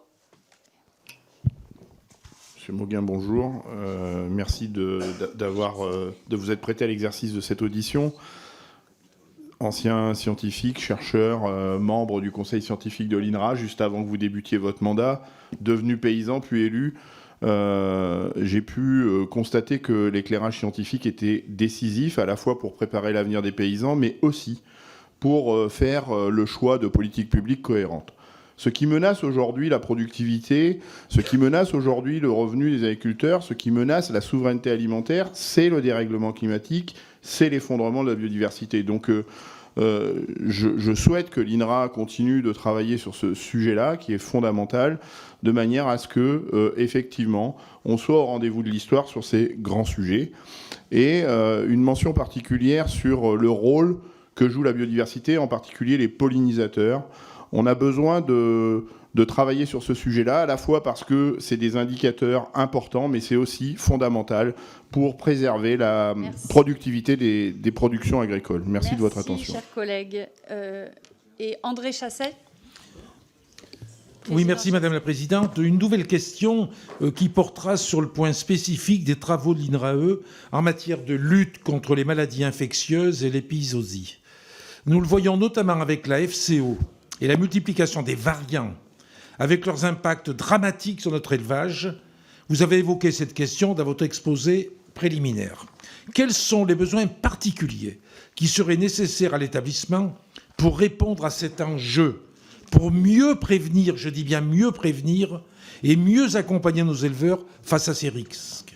Quelles sont les priorités d'action qui vous semblent nécessaires pour la recherche publique dans ce domaine? Merci beaucoup. Est-ce qu'il y a d'autres questions? Si ce n'est pas le cas, je vous invite, Monsieur Mauguin, à répondre à l'ensemble de ces questions. Il y en a 8. Voilà. Merci Madame la Présidente, et je compte sur vous pour m'en rappeler une si j'en oubliais par mégarde. Sur la première question de Madame la députée sur les alternatives au glyphosate et aux autres produits issus de la phytopharmacie, oui, il y a gros travaux qui sont menés, vous le savez. On les mène, comme je le disais tout à l'heure, à la fois de façon très ouverte pour mobiliser tous les leviers au niveau de la recherche. On les teste sur les fermes expérimentales de l'Institut, on les partage avec les instituts techniques et on fait aussi des évaluations socio-économiques sur les alternatives pour que les pouvoirs publics puissent prendre leurs décisions dans les meilleures situations. Comment juger notre pas de temps ?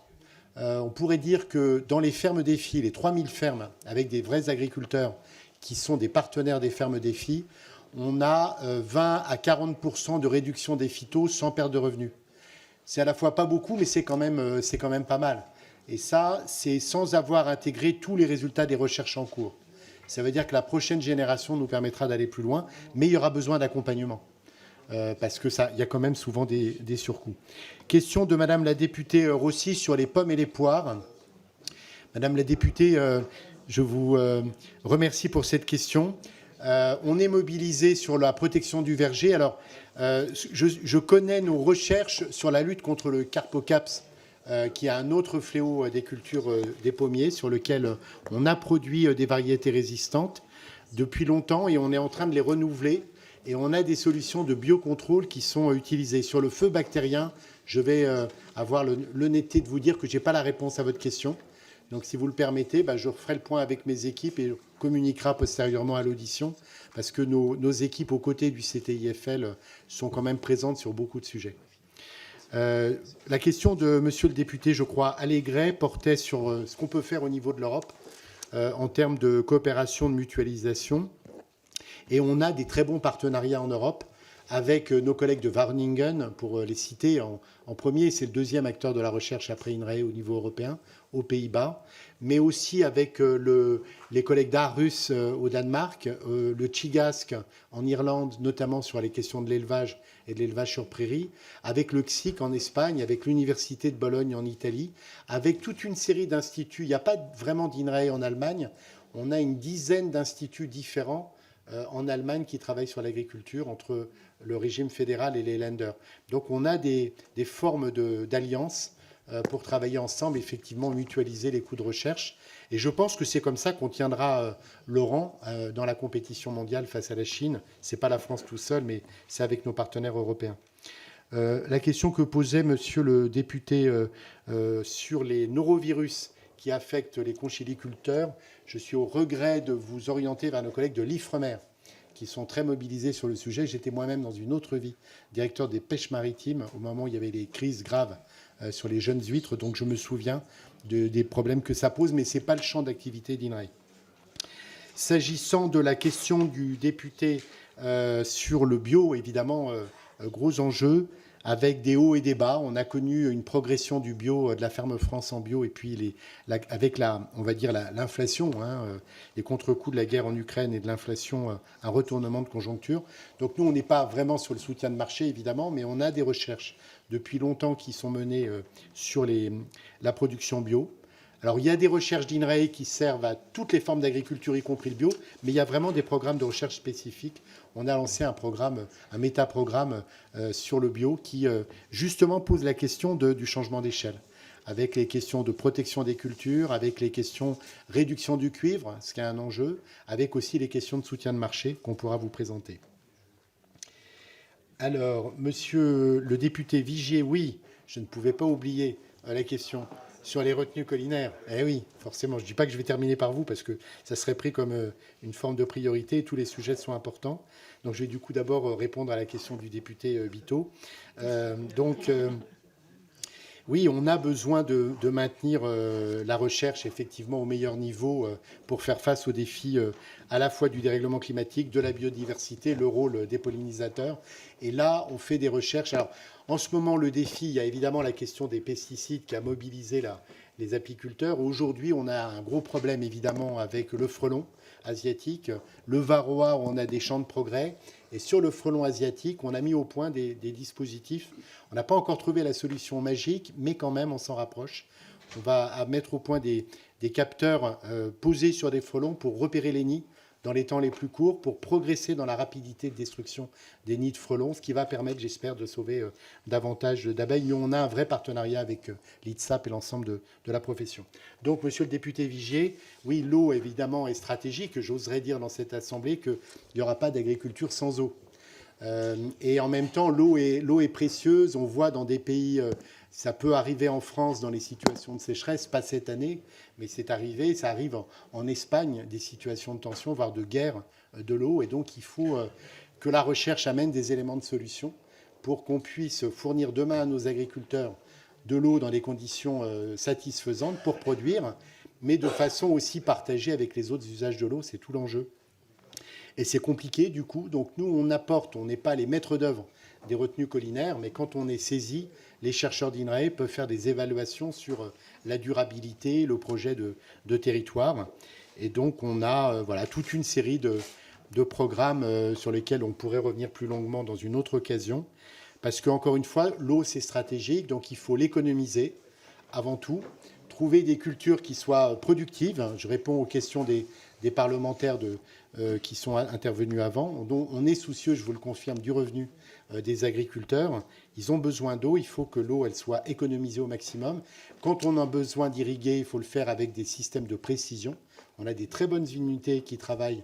On peut économiser 30 à 40% d'eau avec des systèmes d'irrigation de précision. Ça, c'est quand même fondamental. On a parlé tout à l'heure du revenu. Excusez-moi, Madame la Présidente, mais j'ai des questions qui me reviennent. L'attention d'INRAE, j'avais que 20 secondes à l'époque pour répondre à Monsieur le député. Donc, je n'ai pas pu le faire, mais je profite du temps que me laissent les autres pour y répondre. Oui, on est soucieux du revenu. Quand avec les agriculteurs des coteaux de Gascogne, on met au point des capteurs connectés pour suivre la consommation d'eau, sur le bassin, on peut économiser jusqu'à 30 ou 40% d'eau. C'est soit de l'eau économisée pour les autres agriculteurs qui vont être en situation de stress hydrique, c'est des économies aussi en termes de coûts de production qui peuvent représenter 200 à 300 euros par hectare. Donc on est aussi soucieux de cette eau bien commun sous toutes ses valences, parce qu'on ne pourra pas faire d'agriculture sans eau demain, c'est clair. Ça, j'ai répondu à la question de M. Ben Brahim sur l'agriculture biologique, rapidement. Et il reste, si M. le député Chassaigne m'excuse d'avoir peut-être zappé dans l'ordre la question qu'il a posée sur les épizooties. Il y a beaucoup de travail qui est conduit sur la FCO. On a travaillé, y compris à la fois sur le développement, l'accompagnement de nouveaux vaccins. On a un projet de nouveaux vaccins sur le sérotype 3 de la fièvre catarrhale ovine qui est en cours de développement avec les universités de Liverpool, de Nottingham, d'Oxford.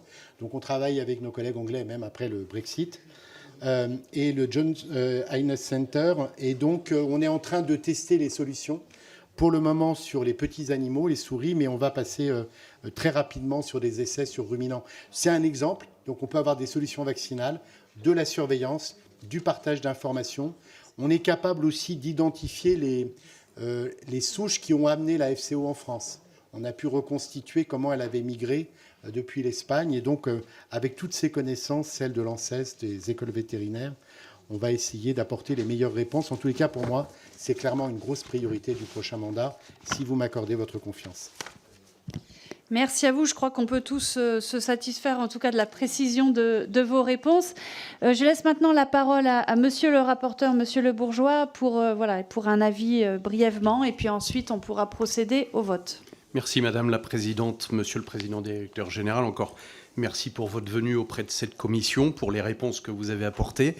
Vous avez rappelé combien la mission de l'INRAE était nécessaire, et je pense que nous en sommes tous convaincus. Néanmoins, et mon groupe l'a rappelé, compte tenu de certaines positions personnelles, j'apporte un avis défavorable à votre renouvellement. Nous considérons que vous devez travailler dans le respect de tous les élus, de tous les acteurs. La recherche et l'innovation ne peuvent souffrir de positions partisanes, voire politiciennes. Vous l'avez rappelé vous-même, vous êtes un établissement public à caractère scientifique. Scientifique. Ni plus, ni moins. Je vous remercie. Oui, je vous propose maintenant qu'on passe au vote à huis clos. Donc, je vais vous demander, si vous nous le permettez. Juste, si vous me le permettez, Madame la Présidente, de vous remercier toutes et tous, quels que soient vos partis, puisqu'on continuera de travailler de façon transpartisane pour le bien-être des Français au sein d'INRAE, quoi qu'il en soit. Merci de votre écoute. Merci de cette nouvelle précision. Voilà, on vous laisse nous quitter pour un bref instant. Voilà, le temps de procéder au scrutin.